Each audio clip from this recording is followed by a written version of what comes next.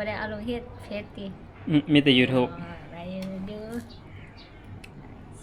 โอเค3 2 1สบายดีสวัสดีชื่อหยังนี่เจ้าชื่อว่าโอเคสอบถามได้เด้อวันนี้เพิ่นชื่อว่าได้เนาะโดยแม่ล่ะเป็นวัยรุ่นหนุ่มสาวที่ยังอยู่ในนครหลวงเนาะซึ่งปัจจุบันนี้รู้สึกว่าค่อนข้างน้อยแล้วสำหรับวัยหนุ่มสาวที่ยังซอกเวียกหาเวียกเฮ็ดงานทำอยู่ในนครหลวงเนาะโดย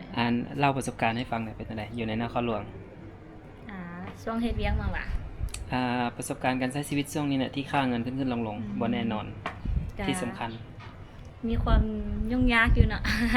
เงินเดือนก็น้อยแบบค่าของชีพมันสูงอะนะเครื่องก็แพงค่าห้องค่าห้องกันยังว่าขึ้นราคาตามเรทเงินค่าแนวอยู่แนวกินก็แพงเนาะด้วยสอบถามแต่ฟิลการเฮ็ดเวียกของน้องเป็นประมาณใดอันว่าอาจจะบ่ระบุก็ได้ว่าประมาณฟิลก็ได้ก็มีความยุ่งยากอยู่ยุ่งยากบ่แม่นมีอุปสรรคหลายแหละจากว่าค่าน้ำมันแดมีหยังแดค่าอาหารการกินก็คือเฮาฮู้กันแหละมีหยังก็ขึ้นคูณ2คูณ3แล้วบ่สนใจไปเกาหลีหรือว่าไปไทยคือจังข่าวคนอื่นเขาลงบ่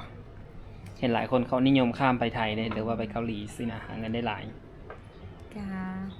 สนใจอยู่แต่บ่กล้าไปคนเดียวย้านอยู่เวียงดนแล้วบ่อยู่มา 4-5 ปีละ 4-5 ปีแล้วพื้นเพคนทางใดอันอยู่สยามบุรี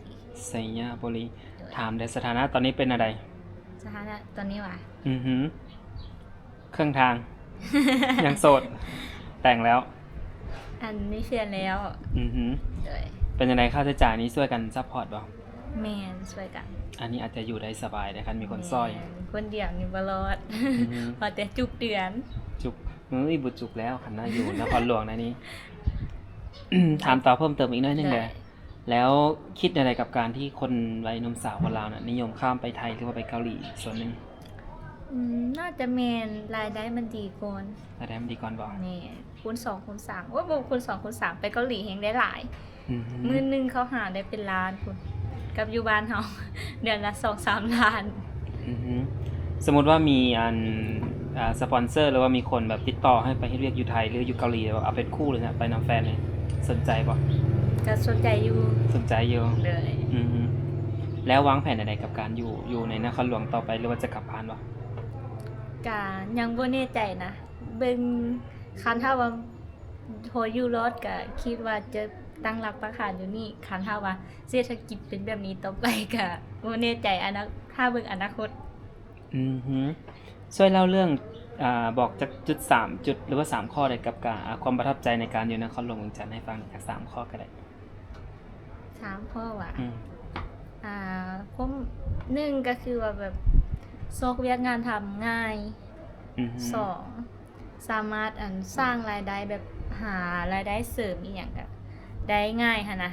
3ก็มันสะดวกสบายหลายสิ่งหลายอย่างได้มีอาหารมีอีหยังให้ครบหั่นนะด้วยถามอีกคำถามนึงสำหรับวัยรุ่นเนาะที่อยู่ในนครหลวงมีโลเคชั่นที่แบบเขาไป